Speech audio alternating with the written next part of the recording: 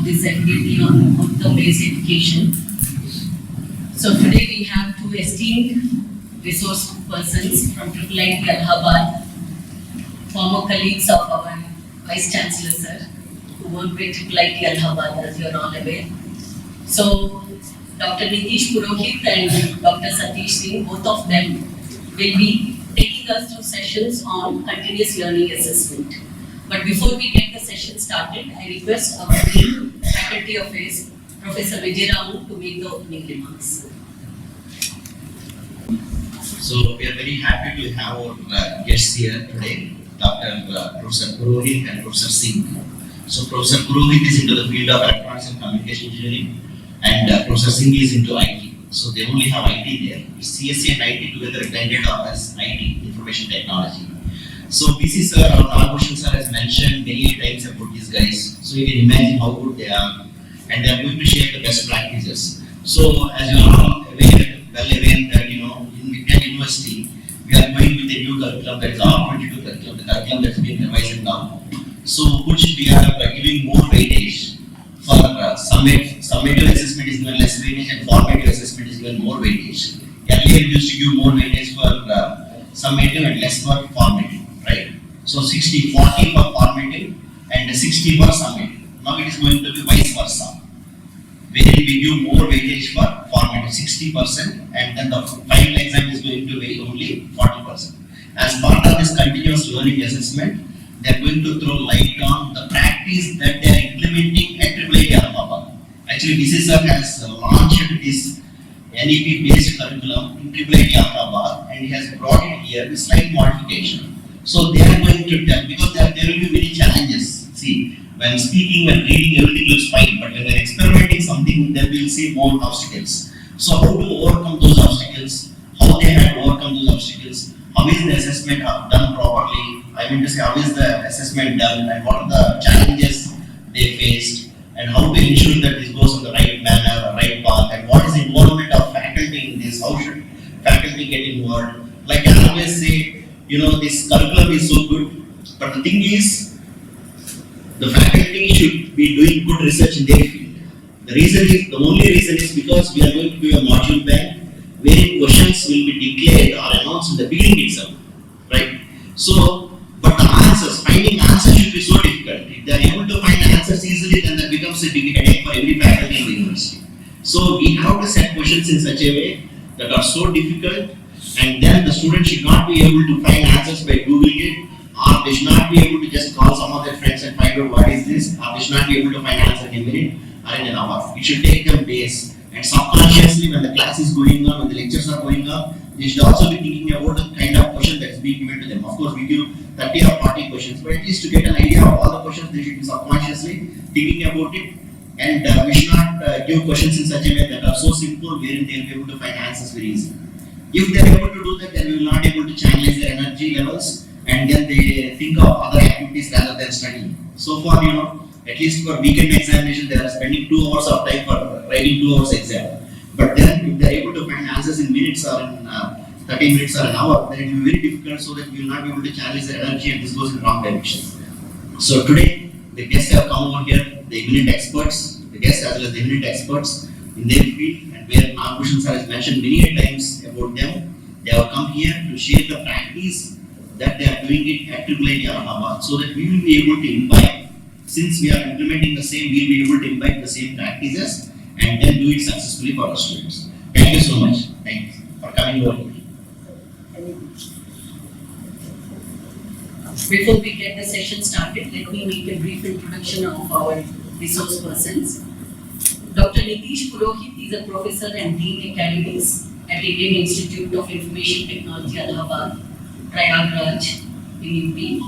He is an author and reviewer of a few articles in reputed publications like IIIA Transactions, IIIA Journals, IIIA Signal Processing Letters, Elsevier and Springer Journals, IIT Communications. He is a co-author of the book COVID War, UP Model, Strategies, Tactics, Impact.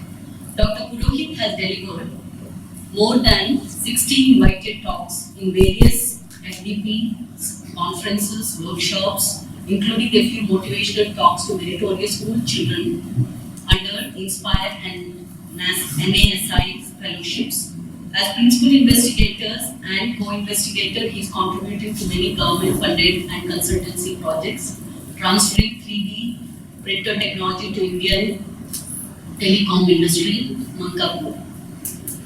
And Eviral, Factis, STI Hub on ICT are some of his well-recognized projects.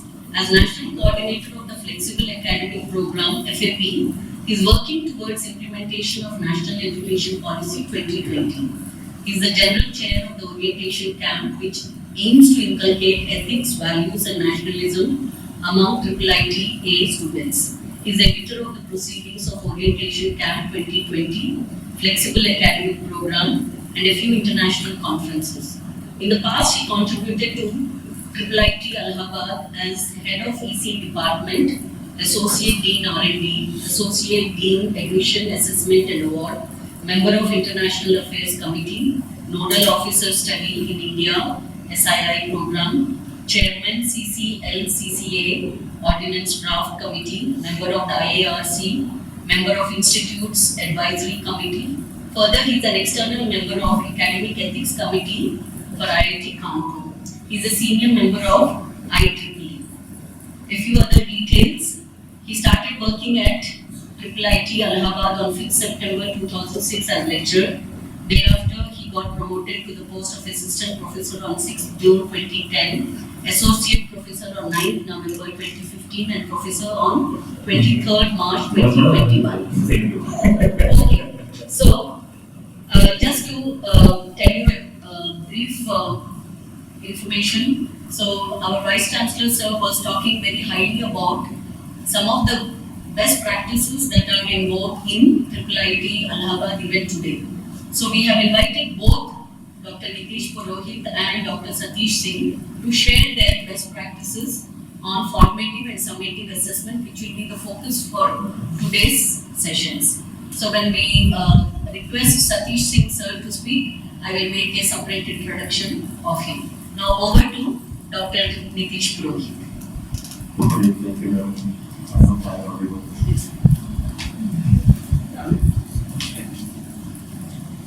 So good morning. Yes, please. I'm sorry about that. Oh, thank you.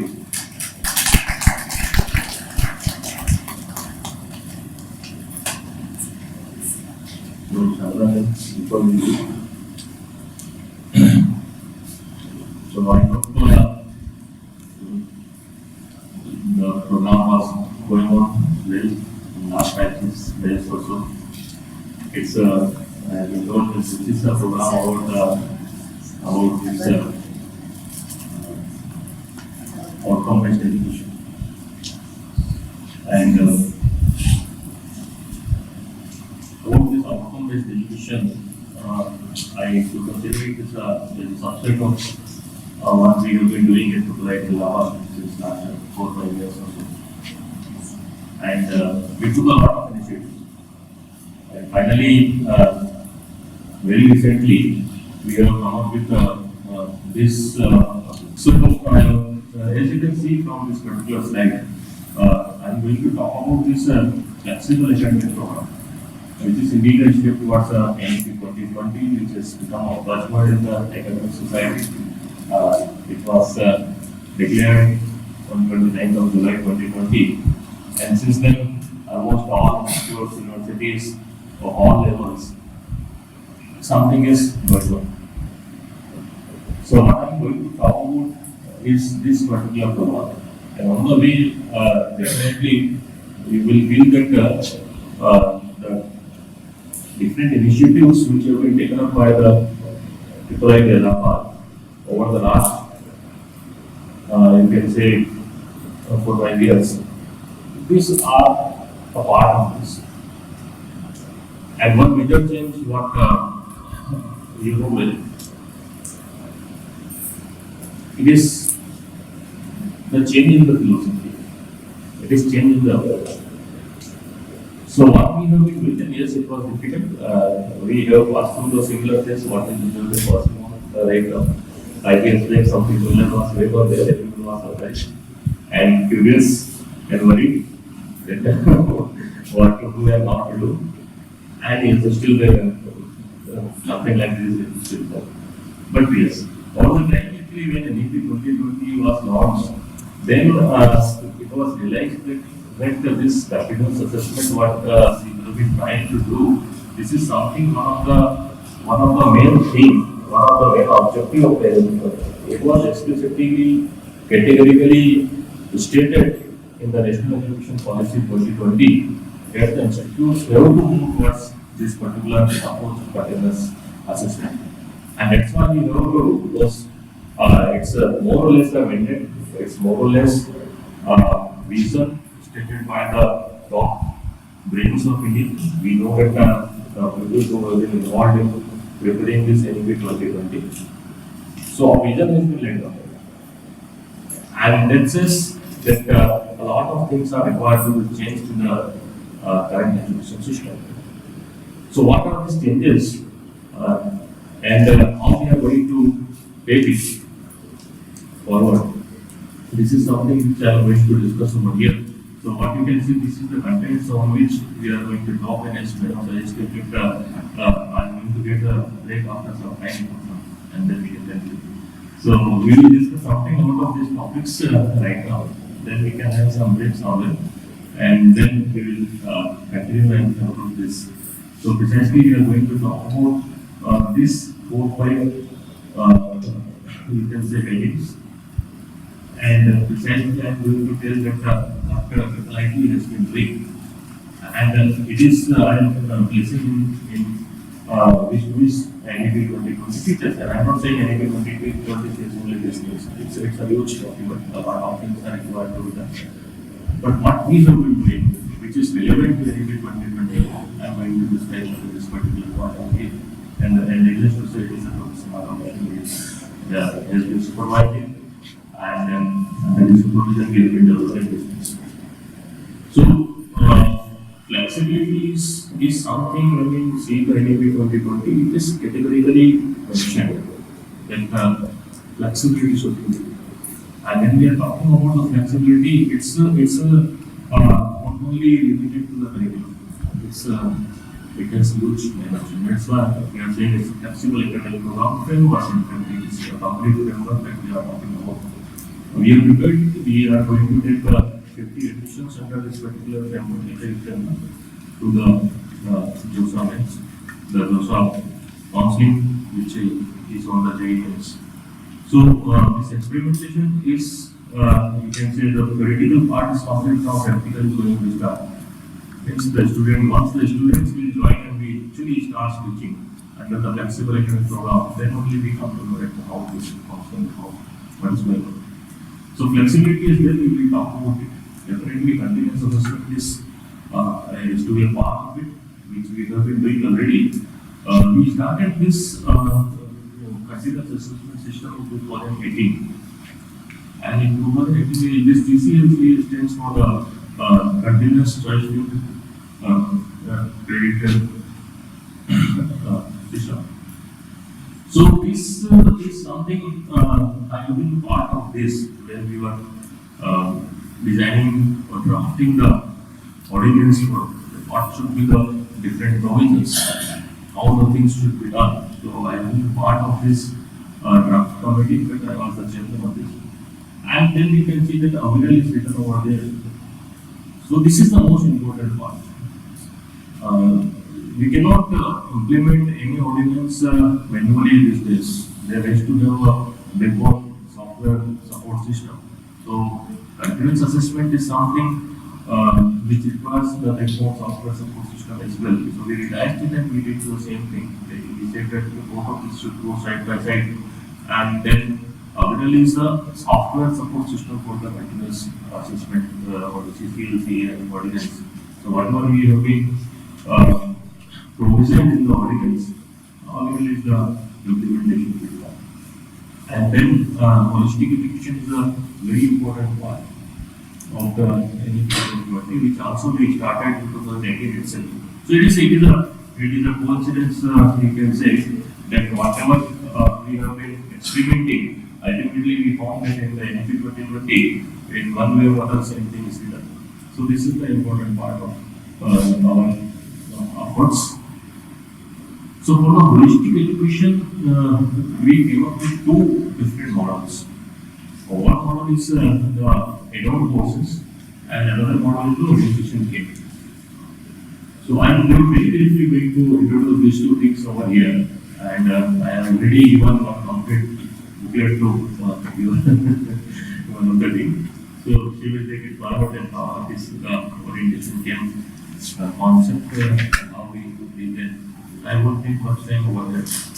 But the basic thing is, in the add-on, the basic philosophy is the course curriculum should be designed in a way which is more or less complete in some sense. And this is being add-on is the name suggests, it is not the part of the main curriculum.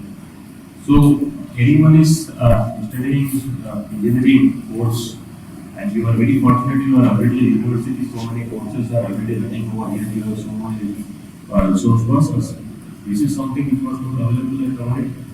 So if you wanted to have someone in suppose one language course, so a lot of students opted for the German language, a lot of students opted for the French language. So we try to see that from where we will arrange it. So we arrange it from the Allahabad University to Central University, and there are two departments. So some course on the sports, some course on the music, or something. That's why these are the add-on courses.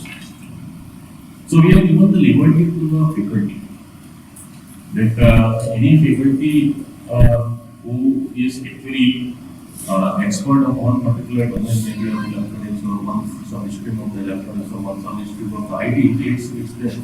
But every faculty more or less has some other inclination or something like this. So we said, okay, whatever is your goal, we try to see that if some course can be developed for this, and we can see that where are the experts, and then you can involve in it. So see, in fact, we have a course on the swimming. So we had a swimming pool and we had experts over there. But they are not actually educational qualification. If you see, they are not qualified to teach our students. So actually we developed this kind of model. One faculty, several faculties know swimming, but they cannot. So this is something actually we want it like this, that there should be some add-on courses, and there should be a variety of courses. And being add-on, we are not giving the benefit of these credits while earning the degree course. So suppose 160 credits is the requirement of the BTech degree at our institute. So add-on is over and above this. So whenever someone is doing some course like this, we are going to definitely issue a certificate. We are going to reflect it in the mark sheet to that this is the enough cost and but this is not a part of this, so it is not going to affect the final value. And in the orientation camp itself, there is a different program. So we make it compulsory. We make it compulsory that the students who are entering into the IIIT Allahabad any program, they have to undergo this particular course. And this is also add-on part of course because this is also over and above the 160 credit requirements of the BTech, or the 64 credit requirements of the program. So in this, we are organizing this into two parts, and one part of this orientation came part 1. It is actually aimed to you can say to impart knowledge about India's contribution, starting from the ancient time to the latest one. Actually, in fact, one of us are in the teaching field, and we ourselves do not know much about what are the different contributions of India, starting from our ancient time to the latest one. Only the person who finally shortlisted for the Nobel Prize or something like this, then only we start looking, oh, this is the person India has. So this kind of compilation is required to be done by someone, and this is something which should be known to the students. So you need to feel proud of being. What is the purpose of education? What we are expecting from the education? So education is something which precisely imbibes and creates the knowledge. by education, what we all have been doing, there is something written somewhere in the books or some journals or something like that. What is the job of a teacher? Teacher studies this, extends it, impart, integrate with the students, and because this, the knowledge is created. And when this knowledge is created, then it is skillfully transforms into innovation. So this is the way. Education is not about reading from the books. But what a teacher or what a student is supposed to do. It is not only studying whatever is written in the book and being a number of the class, getting a plus grade, and this is not enough. One has to see that education, the outcome of the entire education process is something generation of knowledge, creation of knowledge. And then it does not end over here. Knowledge itself is not. Knowledge itself is nothing to serve the society. To serve the society, what is required is innovation. So the knowledge is required to be skillfully transformed into the innovation. And when we are talking about the innovation, then definitely it covers the entire. It will be innovation in the products, existing products that we are upgrading. It may be a new product, it may be a new service, it may be a redoing something, it may be new quality, low cost, and things more. That what is supposed to be all kind of innovation, unlimited. Okay?